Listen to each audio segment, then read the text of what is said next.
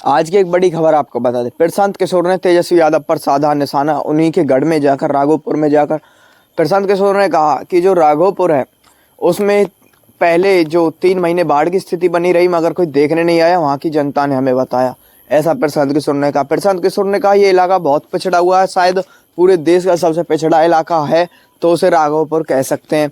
उन्होंने कहा कि जो नीतीश कुमार हैं उन्होंने कम से कम अपने जो विधानसभा क्षेत्र है जहाँ से वो आते हैं, जो उनका गढ़ है, उन्होंने थोड़ा बहुत विकास वहाँ तो किया है, मगर हमारे जो तेजस्वी यादव, लालू प्रसाद यादव हैं, तेजस्वी यादव यहाँ पिछले 10 साल से विधायक हैं, मगर यहाँ पर कोई कुछ ऐसा काम नहीं किया गया है। उन्होंने कहा कि लोग जाति धर्म के नाम पर वोट तो दे देते हैं और जो ये बड़े बड़े नेता है जाति धर्म के नाम पर वोट मांगकर जीत जाते हैं और जीतकर सरकार में बैठ जाते हैं, मगर उसके बाद उनमें तो बदलाव हो जाता है, वो बड़े नेता बन जाते हैं, बड़े मंत्री बन जाते हैं, मगर जनता की दुख तकलीफ है वो ऐसी ही है। और जनता भी ऐसी है कि धर्म जाति के अभाव में आकर लालू प्रसाद के अभाव से भाजपा को और भाजपा के अभाव से लालू प्रसाद को वोट दे देते हैं और स्थिति वहीं की वहीं रहती है।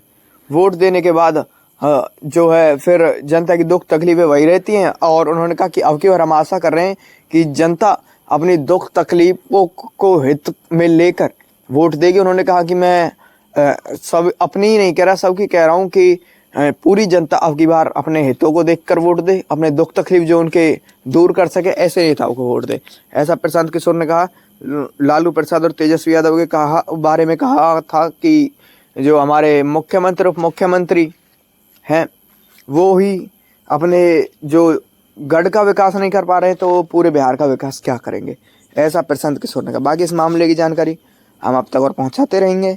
तो मिलते एक और नई वीडियो में एक और नई जानकारी के साथ, आपके साथ NN न्यूज़। धन्यवाद।